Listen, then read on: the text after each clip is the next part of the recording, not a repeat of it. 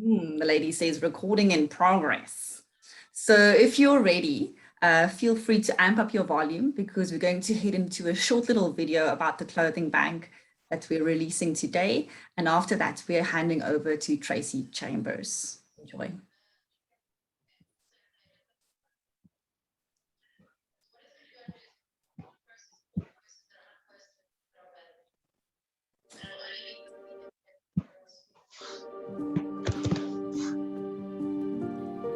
The Clothing Bank was established in 2010 with a vision to inspire, skill, and support unemployed South Africans to eradicate poverty in their lives.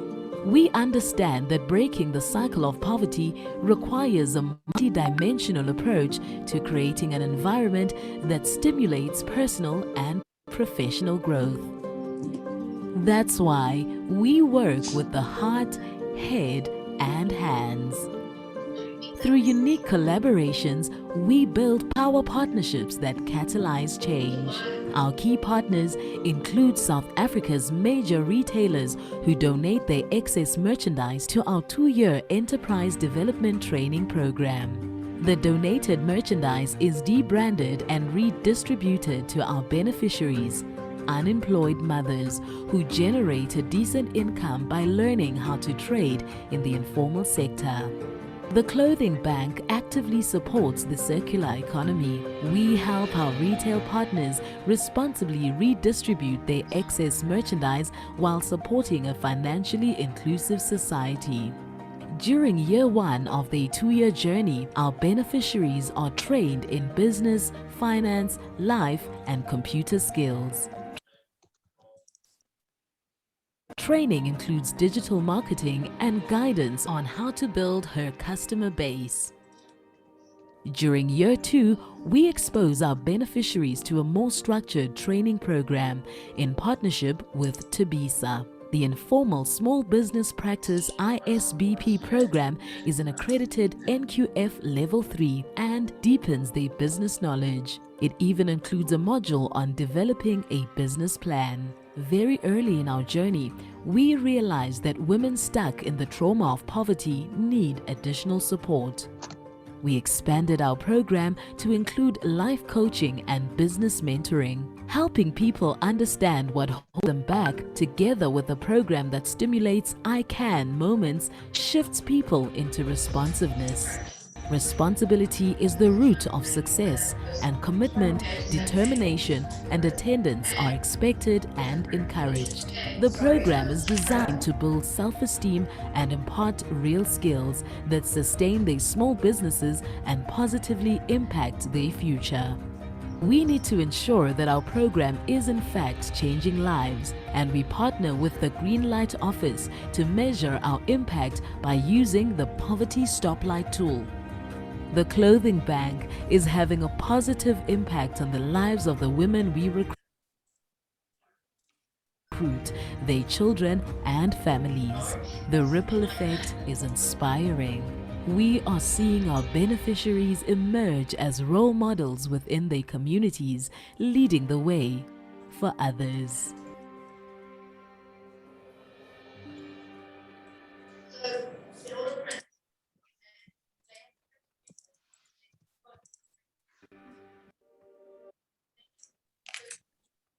Thank you. Let me just welcome some of the new participants. Make sure we are all on mute.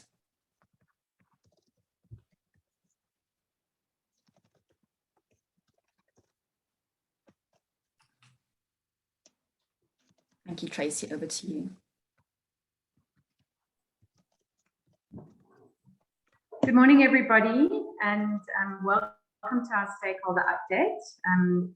And sorry, I think we are having a few technical challenges. We're not Zoomers, we're MS Teamsers, but we needed to have a few more people on this call. So we're trying Zoom this morning. So apologies for any technical problems. And if you could also just make sure your mic is muted, so that everybody, so that it doesn't interrupt everybody. So thank you all for being here. We know that you have busy diaries and we'd much rather have you at the Clothing Bank so that you could feel the energy and the warmth, and Tracey and I are sitting here at the Clothing Bank, and hopefully behind me you can see some of the activity for the morning. And today we really just want to appreciate and thank you for everything that you've done to get us through 2021 to March 2020 to March 2021, and give you some feedback on the year that was, as well as share with you some groundbreaking impact studies that we recently conducted, really looking back at our impact over the last 5 years. So we've called our theme for the year, Build Back Better, and we will send you links to our annual report and our impact reports so that you can share that with your teams after this session. And really there were 3 themes. One was about COVID relief. On the 27th of March, we were all sent home, and immediately the income that the women in all of our programs, men and women in all of our programs, was cut off. And we felt sort of quite helpless for a little bit of time until we jumped into gear and started a COVID relief fund. We were very fortunate to have amazing people do some crowdfunding, crazy things like swimming 35 kilometers in a swimming pool and cycling on a bicycle, and amazing funders who called us and said, how can we help and how can we repurpose funds to get support to the women. And so we were able to provide support in so many ways, support from food parcels to data to kickstart loans to PPE for our ECDs to stipends for teachers that had lost their income. And we raised more than 2.2 million rand to do that. And that really got so many people through the dark days.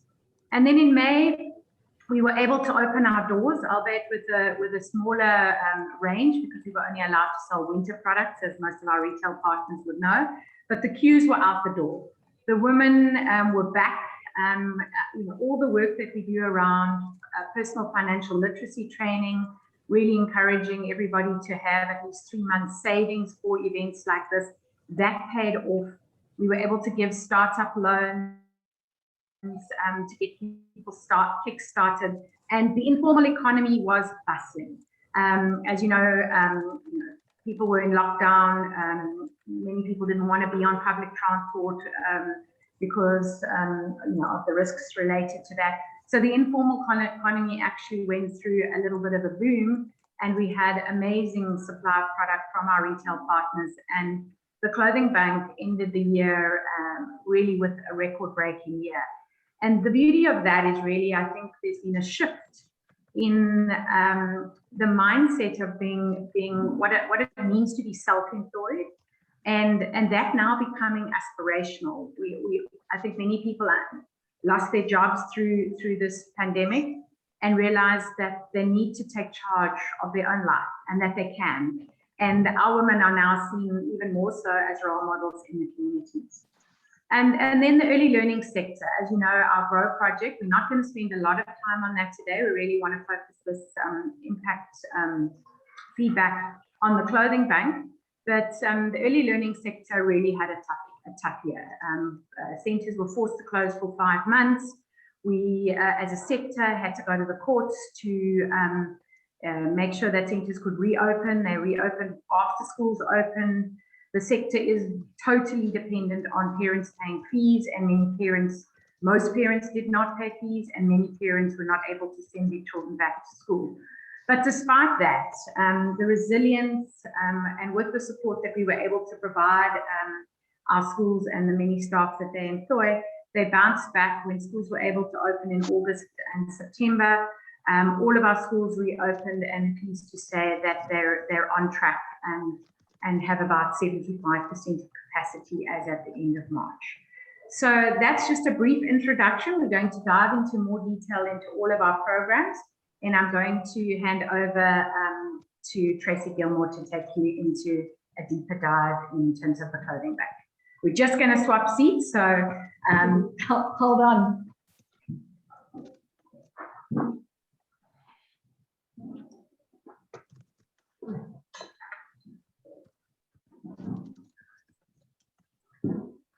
Good morning, everybody. It's so lovely to have everyone online. and to see everybody online. We'd love to see you in person, but this is fantastic. And thank you for your time. And the collaboration that our power partnerships produce is incredible. I mean, I don't think globally anybody has the generosity of people in our retail supply chain. So thank you so much for joining us, and thank you for the contribution that you make to really impacting lives. It is absolutely with humility that we look at the past financial year. So despite the tremendous economic pressures and the severe COVID-19 challenges that we and our beneficiaries have experienced, we achieved unprecedented success, and largely to do with the support that we received from our power partners. So over the past financial year, our supply partners have collectively donated 109 million rands in retail costs worth of product. That worked out to more than 2 million items through our 5 branches nationally. So we were able to support 1,000 women a year, and currently we have 953 women active in our program, which is incredibly powerful. They earned 41 million rands worth of profits in their businesses over the past year. Our graduates have also been incredibly supported, largely due to the bulk stock that we're receiving from Truworths. And we've supported 85 ambassadors and over 400 of our graduates. And they alone have earned 19 million rands worth of profits in their business. So collectively, everyone's earned nearly 140 million rands worth of profits. So the support that also from our national team, we have passionate, driven, self-driven individuals working within this organization. And they're always seeing the bigger picture. So it's a privilege to work in this kind of environment. Our power partnerships are so strong. And even our annual reports and our impact reviews can't even show the impact that is actually being made on the ground. So if you ever want to come and visit, please come and visit. If you need a moment to restore your soul, come and join us. You can come and work for a day, morning. Come and work in the clothing bank. Come and share some of your skills with us. Share your knowledge with the women in our program. And even if you know how to make candles, come and show everyone how to make candles. If you want to feel more connected, you're very, very welcome to. So we really thank you for that. We've also started to expand on our ecosystem. So we work a lot with Vivian Schultz, which I'm sure that you've all heard us speak about her before. She runs an organization called the A2B Movement. And it's all around moving individuals from being stuck in dependency towards independence of dignity. And in order to do that, we have to do the self-work. So we have to start understanding ourselves in a much deeper way if we want to help support other people. So we're working very closely with Vivian, and we're bringing that whole methodology even deeper into our ecosystem. And it's amazing to see how the language has started to change. Everyone's talking about having an eagle mindset and talking about internal locus of control and self-motivation and taking control of our lives. So it's been a wonderful journey working with Vivian, and that is something also happy to share all that knowledge with you and to connect you with Vivian, because within organizations, it's a really, really powerful tool to have in your arsenal. We've launched a digital marketing training program. Obviously with COVID and all the challenges that our beneficiaries have faced, especially in Cape Town, even with the taxi drama and people not being able to get here, the looting, we've all experienced a lot of challenges. So we've had to adapt and look at our training program, see where the gaps are, and then implement new training. So we've implemented a digital marketing course, which has also been very powerful. It's focusing on Facebook and Instagram and on WhatsApp. And a lot of, particularly our younger women, are loving it. They're really working very nicely with this particular tool, which is great. And we now have a program we call TradeUp. And TradeUp, we're receiving fabric. And we've now recruited sewers into the TradeUp program. Because one of the key things that we need to do with micro manufacturing is to give people access to cheap raw materials and management skills and productivity skills. So we've learned a lot in this first cohort of TradeUp, and we will be adapting our program even further to support the sewers in the program. But it's been really inspiring. And I'm really looking forward to our 2021 annual report, because we've got a lot going on, a lot of connection and opportunities, further opportunities happening within our organization. So we're always open to new ideas. So if you want to share them with us, please do. We've also at Cape Town branch, we've moved into our new building. It wasn't fun building the building. However, we are in the building now. It is beautiful. It's a blank canvas. It is shiny and bright and new, and it just feels like home. So we've got a lot of people wanting to be here so often. These lovely social spaces, which is difficult to manage at the moment with COVID and the protocols, which we have to follow, but it does give opportunity to connect. So everybody, still works 1 day a week in the facility and builds friendships and strong relationships with each other, which is really one of the most powerful tools that we have, is the connection with women, those strong bonds and friendships that are growing. So it's wonderful to see how our ecosystem is evolving really, really well. We've also moved to new premises in Johannesburg, and East London are also going to be moving into new premises. So it is nice to have these shiny spaces which are run very professionally. So we're excited for the year ahead as well, and we've been absolutely grateful for the past year. So who we've got online today is one of our graduates, Linda, who is an amazing woman. She takes every opportunity you can imagine and grabs it and runs with it. So Linda's going to share with us her story. Thank you, Linda. Thanks, Nix. Nikki is our Cape Town branch manager, and he's going to interview Linda. Welcome everybody to the Cape Town branch, and we're really excited to have you on board this morning. I would like to introduce Linda, and Linda, over to you. Tell us about yourself. Hi, my name is Linda. Hi, my name is Linda Mbele Okechukwu. I'm married with 4 children. One of the kids is TCB baby, which I just got January this year. Yes. And Linda, are you married, and where are you living? Yes, I'm married. I live in Maitland now.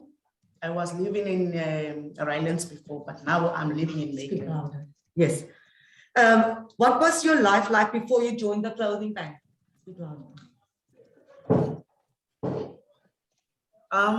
Before clothing bank, it wasn't easy at all. But me being introduced in the clothing bank, it changed everything. Business-wise, it changed my life. In fact, it changed everything about me.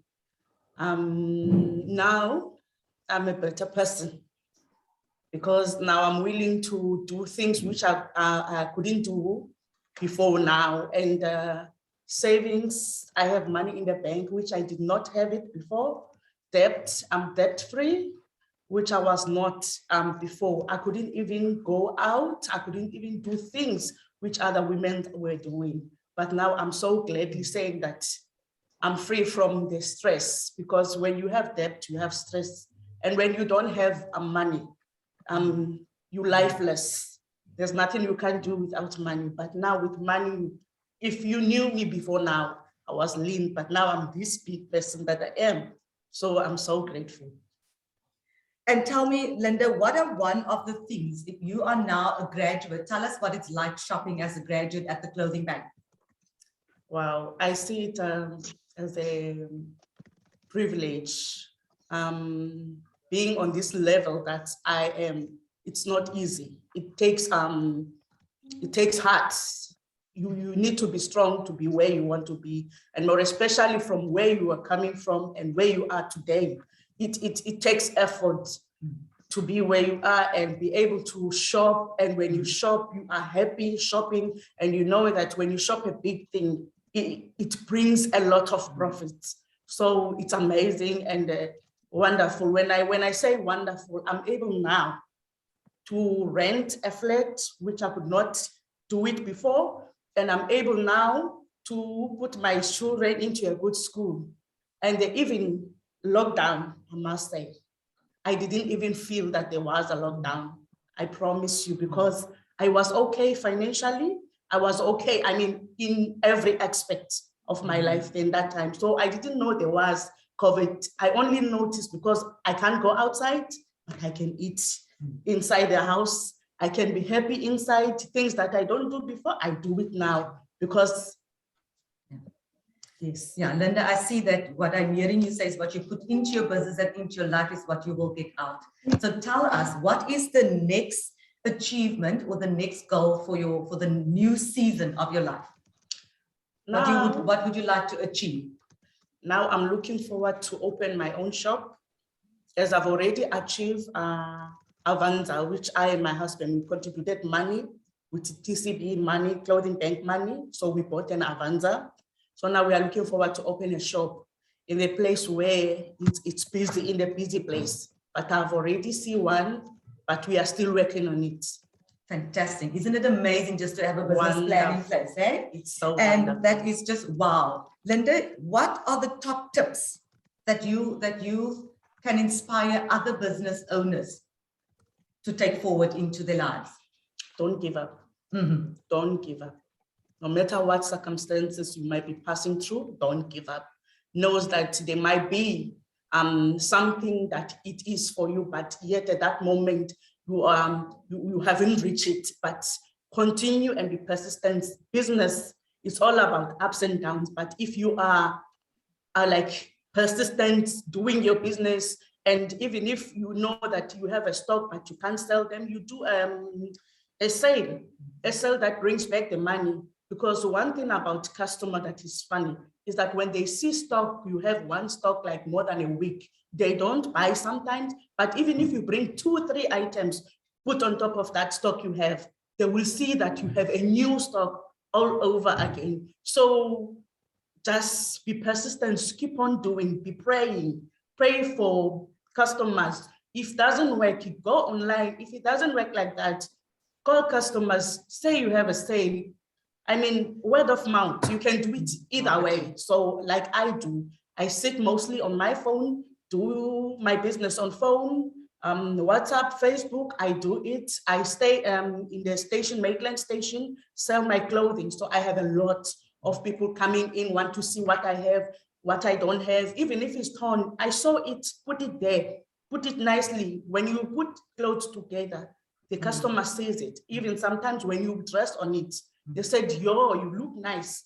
You see, you present what you are selling. So that is what I do most of the time. And what I do also for my husband and my children, because I want customers to see, oh, she even got the kids' clothes, she's got men's clothes and ladies. So I do that a lot. So I just want to say to the ladies, don't give up. Well, ladies and gentlemen, there you have it. That is all the way from Linda and Beppy, our graduate from the Clothing Bank. And thank you so much for listening to her story.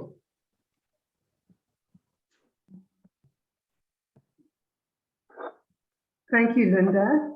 It's a wonderful long journey we've had together. So with our Appliance Bank, you know, it's a real passion project of mine, of all of us. It's amazing working with South African men and giving them this opportunity. We focus a lot on financial literacy and business skills, as well as the technical skills needed to repair the household appliances. And it is a project that we struggle to really grow. We can take 2 intakes in a year in Cape Town, Joburg and Durban, because we don't get a huge amount of feeder stock as we do with the Clothing Bank. However, we currently have 110 men in the program, and they earn an additional skill from having an additional income from the skill that they have to repair appliances. So that's very powerful. So in the entry level, they can repair kettles, toasters, irons, hair dryers, black irons. And now in year 2, we have extended to include bigger white goods. So it's washing machines and stoves, and now we've gone on to fridges. There's a lot of demand for repairing of fridges. So we're extending that program so that the skill can earn a different revenue stream. So the men in the program made 8.5 million rand worth of profits in their businesses last year. We have 19 ambassadors who are very skilled technically, and as well as entrepreneurial. And I do find a lot of the men, the entrepreneurial spirit is definitely there. They go out looking for opportunities a lot. And the ambassadors alone made 2.7 million rand worth of profits, which is really exciting. So we received 120,000 units from our retail partners. Clicks is a real power partner of us, and we're always in constant communications with them. Shoprite and Home of Living Brands also contributes substantially to the program, and we really, really appreciate this. And we're always looking for opportunities to further expand. We have started working with the University of Johannesburg, which is really interesting. We were connected to them via the Sustainable Recycling Industries, Susan Carter, and they had been working in the e-waste sector, wanting to support waste pickers with skills to obviously deconstruct e-waste and learn some skills how to repair as well. Because often we are deconstructing items that could be repaired and would generate a much more of an income than as e-waste does. So we were connected with DJ, and we have now gone on a journey with them where the Verse Seater is funding UJ, part of their short learning program called UJ Peaks. And we are using our technical training materials, combining that with UJ's e-waste training and recruiting unemployed men or women into the program. And what we've done is George Snook, who is our trainer in Johannesburg, who's also incredible. He is really dedicated, and he's been working with us for a couple of years now. He's now become full-time. He really understands how to train these skills, and he meets everyone where they're at, which is incredible. So we've done a train-the-trainer program, and 4 of our Appliance Bank graduates are now training for UJ. So it's real growth. It's amazing to see and how invested they are in this program. So they've already trained the first cohort, and they're now on the second cohort. So it's been wonderful to see that. So the collaboration is key to our success. It's really a great example of that. So we're really enjoying the partner relationship. So it's incredible. There are growth opportunities around the country. So obviously it is quite heavily funded, the training, the technical training part of it. So we are looking at all other kinds of solutions for our Appliance Bank to see how we can further upskill the men in our program. So we've got Max that's going to join us from our Johannesburg branch today, and Max will share his story with us. Thank you, Max.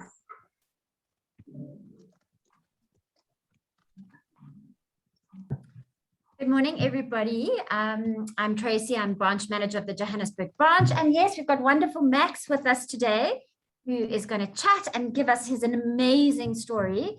Max joined us in 2018. And yeah, Max, would you like to give us a little bit of background? Tell us a little bit more about yourself. Hello, everybody. My name is Max Malakom. I joined TCB in 1801. My journey has been amazing because my journey with TCB has not only been about monetary value only. It has had so much impact on my life. When COVID came, I contracted COVID. I stayed home for about 6 weeks. I received a whole lot of support from everybody at TCB. When I went out of COVID, my other house in Lesotho burned. I went to Lesotho, and that was a time when most of the things were closed, so I did not have any means of making money. So when there was some money or the grant that was given, 750 to most of the guys who were still in, I was not an ambassador by then, I managed to receive it.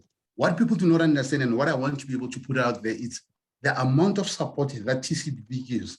TCB gives us a great opportunity in terms of understanding what we do as human beings, the reason why we are living.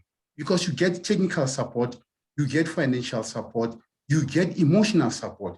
When I separated from my wife, I was going through a very hard time. During that particular time, only TCB managed to get me a psychologist that I worked with. So the monetary value comes in, but more than any other thing, because of what I managed to receive at TCB, it has made me a better person than I could have ever been. If you can receive emotional support, physical support, financial support, in that particular structure, you should realize that you have all the pillars that you need to be able to be successful. When it comes to money, let us just be honest, and everybody who's been in TCB has to come and understand that we can only make winners in TCB. If you cannot be able to win with TCB, I do not see what are the reasons for you not to win. With me, I believe that I'm a winner. In the past 2 years, I might have lost everything, but in the past 2 to 3, 4 weeks ago, I have started making money as I did before. And it's because of every single amount of support that I've received, from Tracey down to Marlene, Moses, and everybody. We have a staff that is very, very skilled in TCB in terms of them being able to handle the next person. So for me, one can talk about monetary value. There's a whole lot of it. I can dream from here to Honolulu and back. But when it comes to the support that you need for somebody to be able to survive, for somebody to be able to be successful, we are talking TCB. I'll give you an example, just a simple example. The amount of money that I made, understand that I was supporting 8 people on my own. Right now, the last person is in matric this year. And I'm still supporting their kids. Those who have kids, I'm still supporting their kids. Not only am I making money out of TCB, I've managed to go out of TCB, go to Home of Living Brands and buy stuff. I have the technical knowledge in terms of what do I want to, how do I fix stuff. Not only do I have that, remember, I also have the knowledge in terms of men at work to say, how much more money can I make? We have to understand one thing, that you are not only helping us get to where we want to get to, you are helping a whole lot of people. From me, there are about 10 to 12 people that are dependent on me. Those 12 people, if I get one person to fix my stuff, as an extra person that I've hired, you do understand that there are about 6 people on those particular people. So there's so much support that is needed. If South Africa could have a program like this throughout, believe you me, in less than 10 years, I think we could see the 36% we are sitting on in terms of unemployment being reduced a whole lot more. So TCB has, I do not think that there's anybody who can be able to understand its value, its significance in terms of the demographics when we come into unemployment. I don't think of getting employed, but I do think of employing others. For whatever that I've learned to TCB, I am able to give it to every single individual that works for me.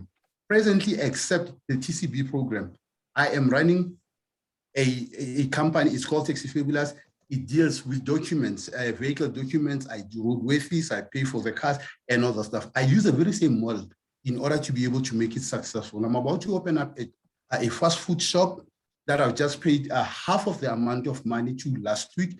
I'm looking for an extra employee. So in an essence, I've got plus minus 4 individuals that I'm about to start employing in full time.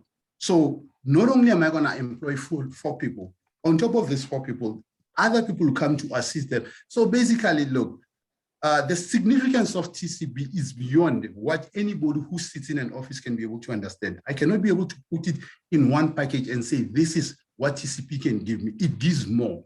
Remember, I'm not the only person in TCB. We've got more than 500 people out there. Imagine how much of an impact, positive impact, out of these 500 people only in Joburg.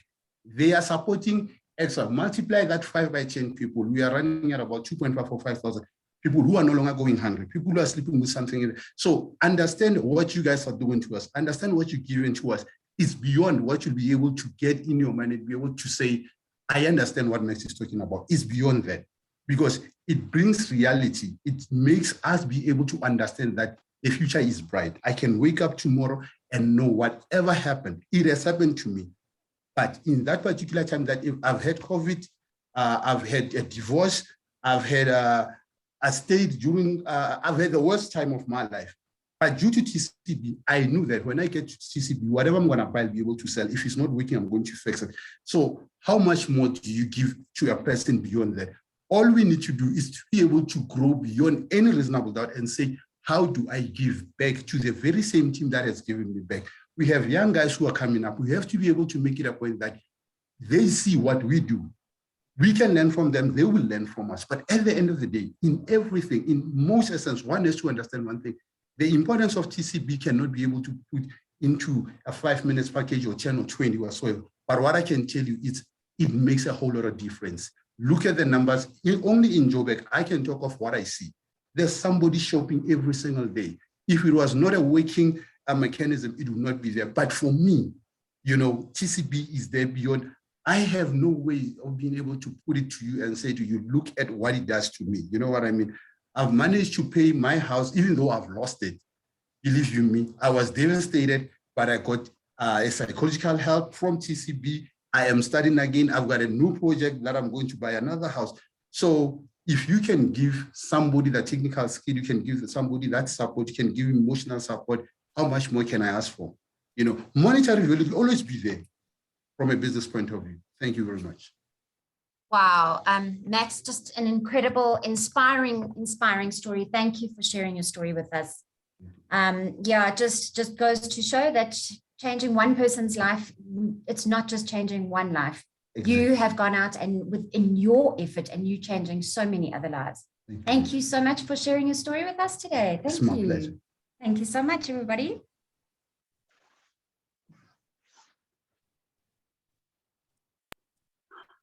Thank you, Max. I can rest my case that the Appliance Bank is a passion project. Wow, what an inspiring story. And for those of you who've known me and seen me present before, it's stories like that get me emotional because this is the word. This is why we do what we do. And one thing about lockdown is we spend too much time behind screens and not enough time listening to stories like Max. So I feel full. Thank you, Max. So my job is to really give you a little bit more detail about our GROW Educare Centres project. For those of you who are not aware of it, because you are mainly supporters of the Clothing Bank, it's a project that we started in 2014. Really came out of an idea from the Clothing Bank, in that as we started to work with women and men and started to see how they were journeying out of poverty and where they were spending their money once they started to earn, we started to see that they were spending a lot of money trying to find better quality education for their children. And especially for little ones, they were putting them in taxis, crowded taxis, and getting them fetched at 6 o'clock in the morning and moving them to schools outside of their communities in search of better quality education. And that's really where the idea for GROW Educare Centres came from.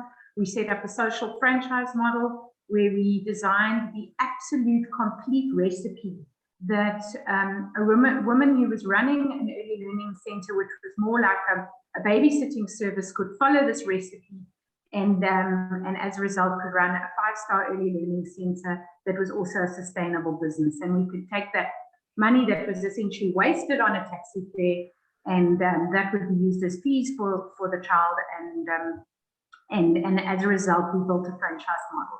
So we've been running that franchise model for about 7 years. We currently have 45 franchisees, and I'm pleased to say that every single one of them survived the 5-month lockdown.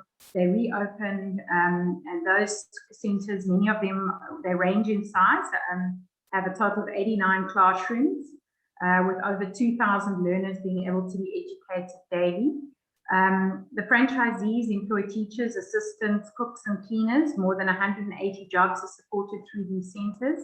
We're pleased to say that through the support from Inyorsi and Nestle, we've been able to offer 45 unemployed ECD teachers an internship, and that's through the Yes for Youth program, where those interns are receive training once a week from us, and then are placed in our GROW centres as teacher interns. And then one of the most challenging things within the ECD sector is to get centres registered, and it is a big goal of ours. There are many big obstacles that centre owners have to overcome. And we're pleased to say that 44% of our centres are now registered. And we're also pleased to say that there seems to be some movement in this. I think one of the things that became very apparent during COVID, that there is no database on the ECD sector. It's largely an informal sector. And when the government wanted to look at providing some relief into the sector, they really didn't have any data, and they didn't have a mechanism to employ relief. And that really highlighted this issue of registration and the complexities. It's not that centres are not trying to get registered, it's highly complex and it's very, very expensive to be compliant. So we're pleased to say there has been some movement on that, and actually we've had a number of centres actually get registered in the last couple of months. So just some themes for the year: COVID relief and industry advocacy. We were able to provide all staff that were employed by GROW with some stipends during the COVID period, very welcome relief, and as well as food parcels that we were able to even extend to parents of children that attend GROW schools. We got much more involved as an organisation in advocacy, working on different forums to come up with the reopening policies and really advocate for the sector. You'll see in the press there's a lot of talk about the ECD sector as being the forgotten sector, and we really have to really shout loudly and say, this is a really important sector. It employs a lot of people, and of course it does an incredibly important job in the early years of a child's education journey. The really exciting thing is that 2 years ago, we started the development of a GROW mobile app suite with the support of a funder called Grand Challenges, which is part of the Canadian government. And it's taken us 2 years, but we've come out the other side with the most incredible product. We've also been able to develop a fully online learning system, and we were able to launch that during COVID, which meant that all teachers, even cooks and cleaners, were able to do our online training course and continue learning while they perhaps weren't at home, and we were able to provide some nice incentives, financial incentives, for people to continue to do those, to do that work. When we finished the development of the mobile app, we realized that we had a product here that we had intended to develop for GROW and for us to help to grow and expand the GROW franchise network. But we realized we had a product here that had far-reaching opportunity, and that we needed to get this product in the hands of every single ECD owner. It really is a one-stop shop where we have put every asset and everything that we have developed for our franchise model into a mobile platform so that a franchisee can now run her school from her mobile phone. So it's important to understand that schools don't have computers, they don't have printers, that administration, even writing a parent letter, the simplest of things that we take for granted in the schools that our children go to, is a challenge for a teacher running a centre in an informal environment. And so this mobile platform really allows it to do absolutely everything. It allows us to get real-time data on children. It allows us to give teachers tools to teach, and as well as tools to assess learners. And our real new vision really here is to give this tool and get it into the hands of absolutely every ECD owner in South Africa, so that we can ensure that 5-star education happens in every single centre and not just a GROW centre. And so that led us to the relaunch of our GROW strategy. It's called our 5 Steps to 5-Star program. And it really is a phased approach to getting the right quality education into every school. And we launched the app on the 16th of March this year, and we've been able to make it free to every single ECD owner. And we've had more than 400 ECDs now apply to use the app.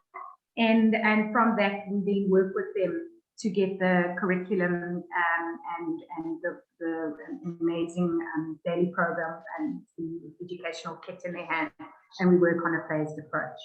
So that is essentially GROW, and it's going to be, we're going to have some really exciting announcements soon. We've got some amazing partners coming on board, and we're really excited about where this new strategy is going to take us. So what we're going to do now, we don't have a live, unfortunately, we don't have a live story to tell, but this is just a little story about Victoria. Now, Victoria runs a very big centre in quite close to our Johannesburg branch near Midrand, called Omar Vix. She's an amazing entrepreneur. She's an older woman, and you know, what's really been beautiful to watch is that the technology that we've developed is simple but effective. And when we asked Victoria how she was doing, you know, she would say it was difficult to start because she was born before cell phones, as she says. I was born before technology. She's fortunate to have her daughter help her with the administration in the business. But absolutely everything that she's now doing, you know, from an administration point of view and an education point of view, is now being done on this mobile app. And that means in order to comply with registration is so much simpler, in order to communicate with parents and share their child's development and resources is so much simpler. And she's really seeing significant benefits. I really encourage you to follow the GROW social media. It's growecd.org.za, and we share a lot of stories through those channels. So we're now going to hand over again. I'm going to hand over again to Tracey, who's going to take you through the impact report.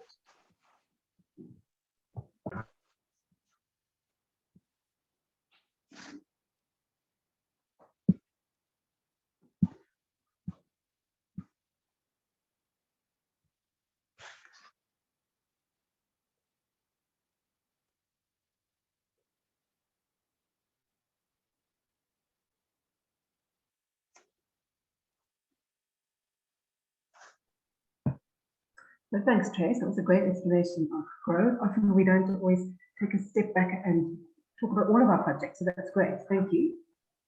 So obviously, what we're doing, we need to measure our impact. Because are we making it? We need to make sure that we are making an impact. And together with this year's annual report, we've done an impact review.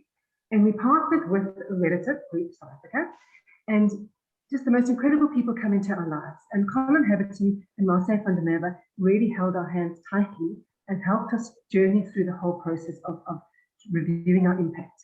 And relative serve purpose-driven organizations which are on a mission to achieve significant environmental and social impact. So they really helped us to co-create solutions to engage our stakeholders, measure our outcomes, and mobilize our resources. So we started this journey in March this year, and it's taken a couple of months for us to really do a deep dive into measuring what matters. So we need to have specific impact goals that we can focus on. And the four currently are, we're working with the head, the heart, and the hands, and with a healthy planet. So our first impact goal is personal growth. And we understand that the family is at the core of our economy, and it needs to be recognized and acknowledged for the contribution that they make. So with the heart, we believe that people can have I can moments and become motivated. So it's really about the personal impact that we're having in people's lives. The second one is the head. So I have enough knowledge to do this, and that is the professional development, which we focus a lot on. And then obviously, I know I can be because I have done it, and that is the financial independence that is very key to what we're doing. The other impact is obviously the healthy planet, and that is looking at all the waste items that we are processing through the organization. So the idea is to activate the whole self, so that we've worked very deeply with our theory of change, and that has helped us to sort of just pause and understand where we are. You know, we're an organization full of activators, so we're always activating, doing new projects, and really working hard. But sometimes it's important to just stop and pause, and that is just the idea is to measure what matters, to pay attention, to really stop and listen, acknowledge the assumptions that we make, understand the different perspectives from all of our stakeholders, which is why thank you for joining us online for that session as well, all of our stakeholders, and to see different perspectives and to examine the options and to start making decisions. And then obviously looking at our impact. So we can also see some gaps that came up. So now we know that we want to fill those gaps. So this report will be attached to our annual report, and you'll see all the stats and the deep dive into this review. And the review goes from 2016 to 2020.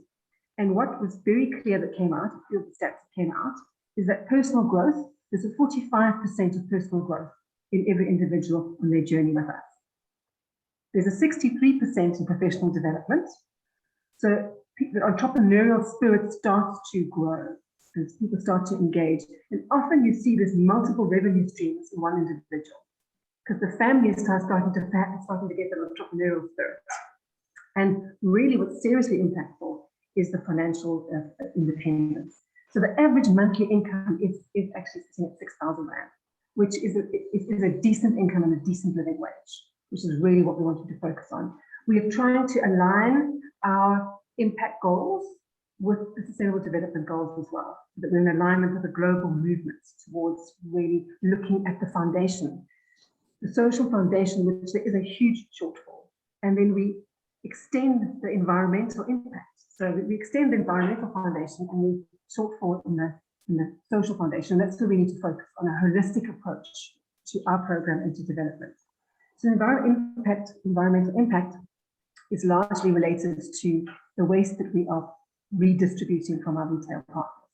So in the clothing bank, we have 7 retail partners, 2 new retail partners that have come on board.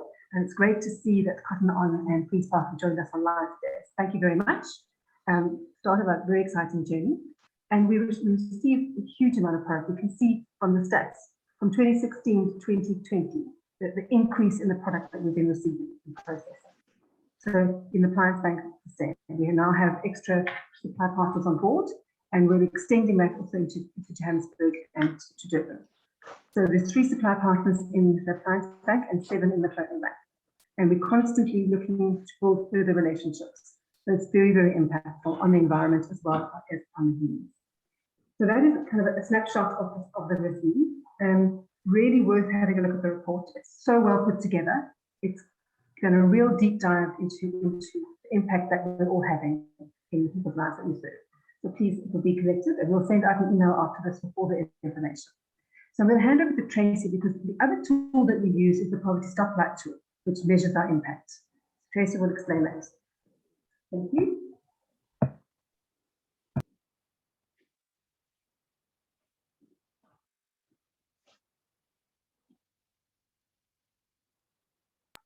So the Poverty Stoplight tool is an international tool that we adopted way back in 2013.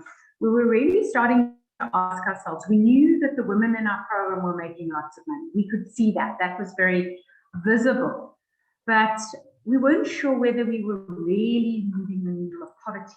And poverty is complex, it's multidimensional, and individuals are not stuck in poverty, families are stuck in poverty. So we needed a tool that really got a deeper insight as to what was going on in families and how could we measure. The ultimate goal of the clothing bank is poverty eradication in families, using business as the tool to get there.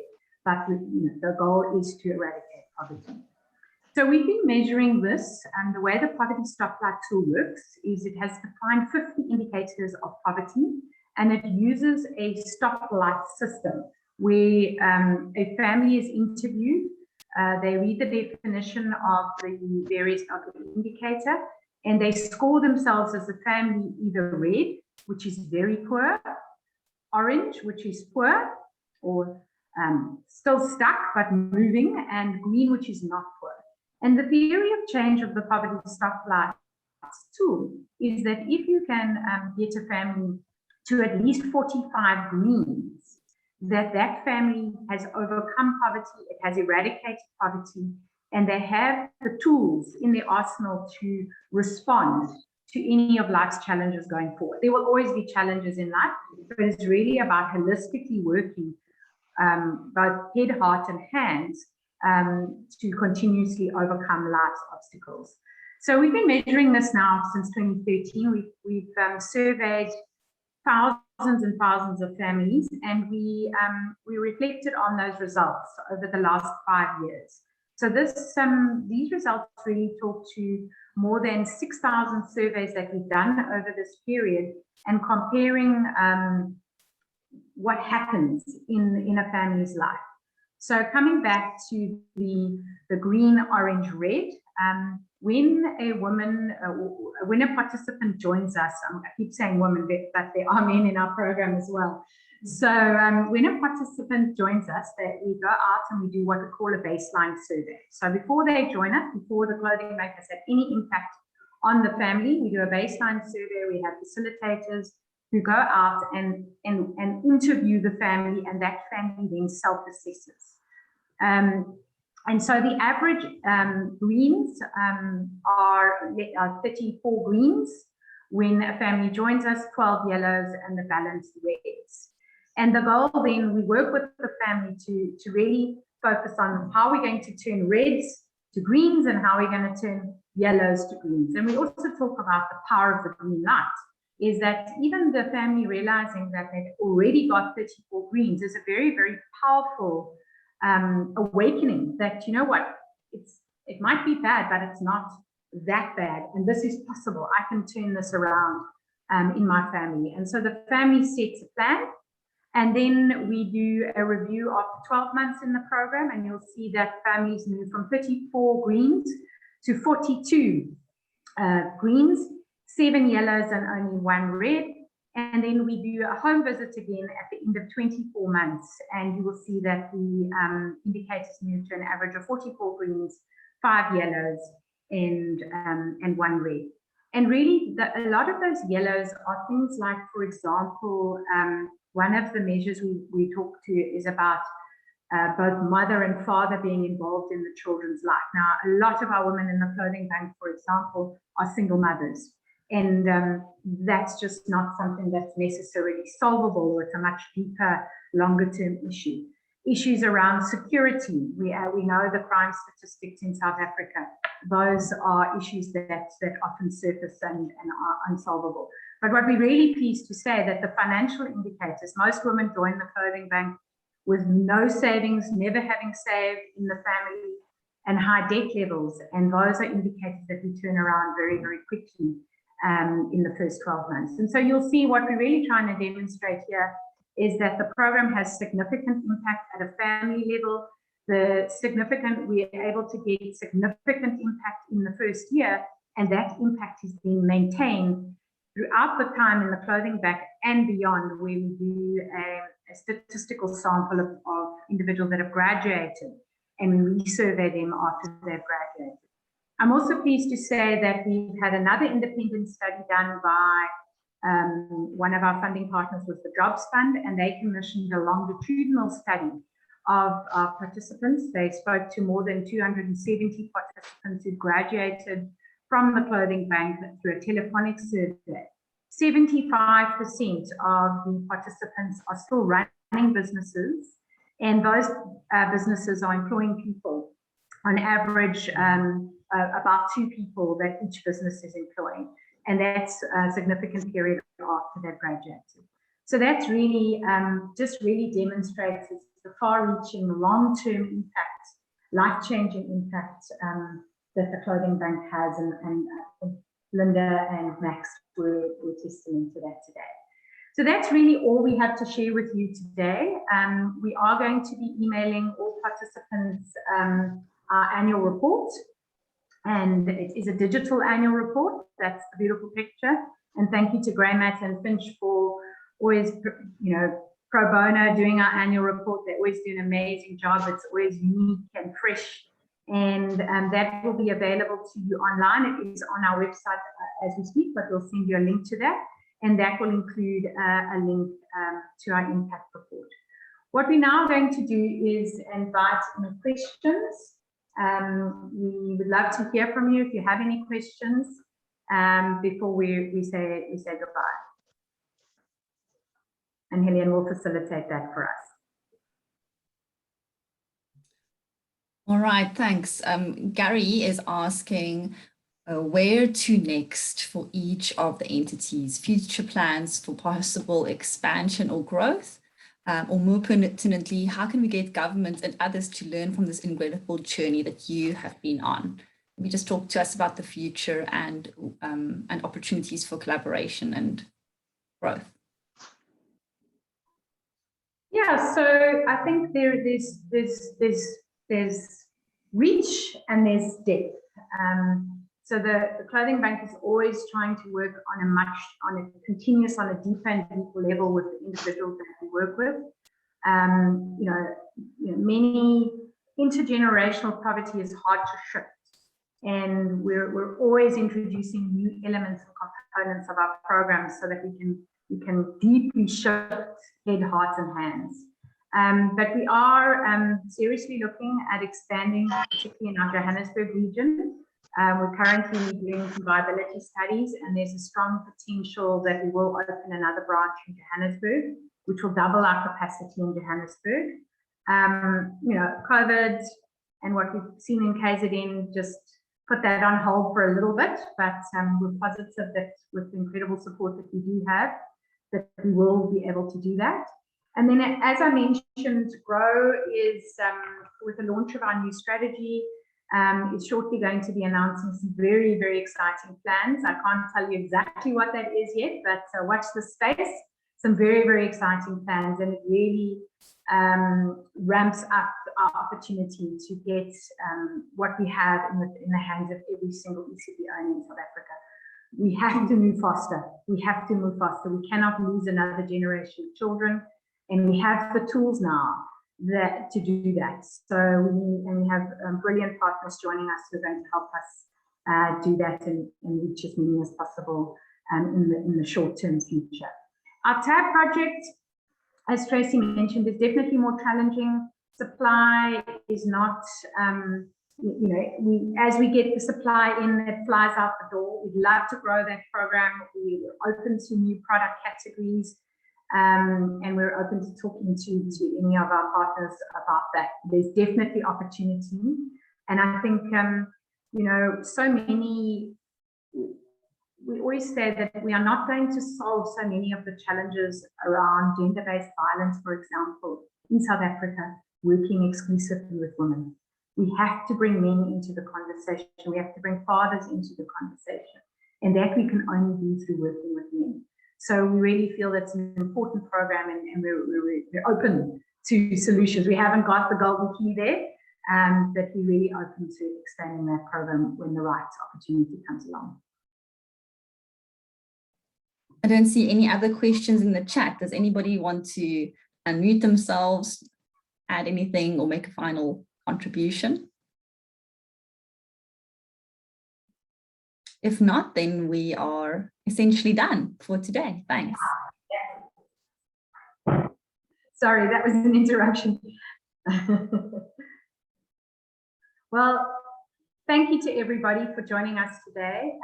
As we say, we'd much rather have seen you all in person, and hopefully next year we'll be able to do that. Your work and what you do, and we couldn't do the work that we do without your support. And the generosity, I know every single one of your businesses was going through a crisis this year. And there was never a moment where you weren't thinking of us and the impact that your contribution is making on others. So we are extremely grateful for your continued support. As Tracey says, if you need to come have your cup filled up, come and spend a day at the Clothing Bank. We get the privilege of doing that, and you're always most welcome. But thank you. Please share. We have the most incredible ambassadors that live inside your organizations. In many cases, you probably don't even know who they are. It might be the person who runs the distribution center or the person in your marketing department. It's right throughout your organization, and we really want for you to go and spread this good news. South Africa needs hope, and the work you're doing is bringing hope to so many. So thank you for everything that you do. Thank you. All of them extra mile. Thank you very much. Appreciate your contribution massively. Special mention to Linda and Max, who were incredible. I think maybe they outshone you, Tracey and Tracey. Sorry, but I was fighting back the tears. I felt so inspired by their stories and their passion. Thank you, everyone. We will certainly share the recording. We will share the slides and any links that you need. You know where to find us. You stay in contact. Thank you.